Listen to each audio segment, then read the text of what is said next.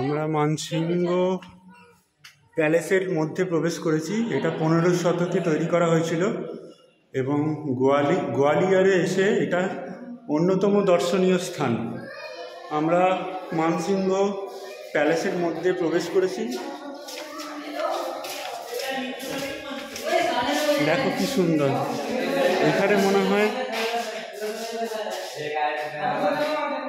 দেখো এই প্রাসাদটির ভেতরটা কতটা সুন্দর, আর মাঝখানটায় এরকম ফাঁকা জায়গা রয়েছে।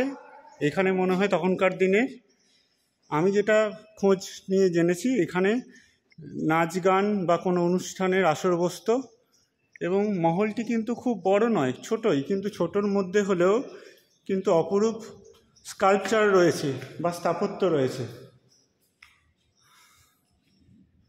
এটা হচ্ছে গোয়ালিয়র ফোর্টের পাশেই একদম মানসিংহ প্যালেস।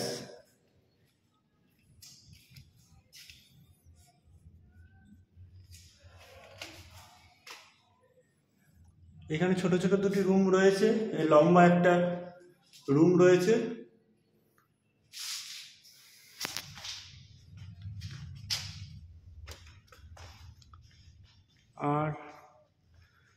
আর একটা বলার বিষয়, এটা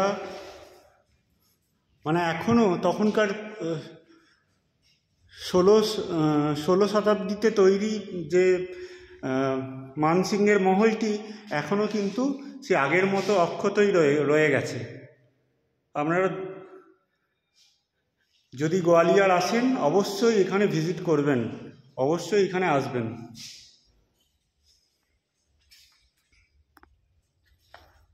আচ্ছা, আমরা পাশাপাশি মহলগুলো একটু দেখে নিই।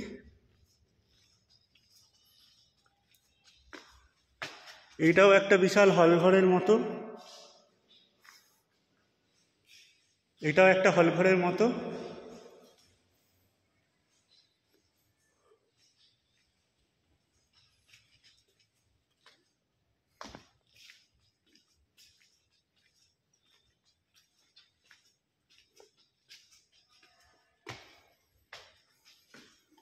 এটাও দুদিকে বিপরীত যে কক্ষগুলো, এগুলো একই রকম, প্রায় একই রকম দেখতে।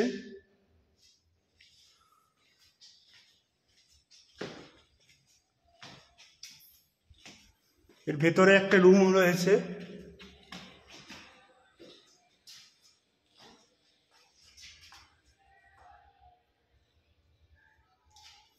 এইটা মনে হচ্ছে তখনকার দিনে শৌচাগার ছিল। খুব সুন্দর লাগলো আমাদের। দেখুন মানসিংহ প্যালেস গোয়ালিয়রের একটা অন্যতম দর্শনীয় স্থান। চলুন আমরা তাহলে বাইরে বেরিয়ে আসছি। বাইরে থেকে দেখুন, এখান থেকে পুরো গোয়ালিয়র শহরটা কিন্তু দেখা যায়। আর এখানে দেখুন, এখানে লেখা আছে মান মন্দির palace built in the rain of the রাজা মানসিং AD 1486 অ্যান্ড 1516, মানে 1486 থেকে 1516 মধ্যে এই সালের মধ্যে কিন্তু এই দুর্গটি তৈরি করা হয়েছিল, মানে এই প্যালেসটি তৈরি করা হয়েছিল। সবাইকে অসংখ্য ধন্যবাদ।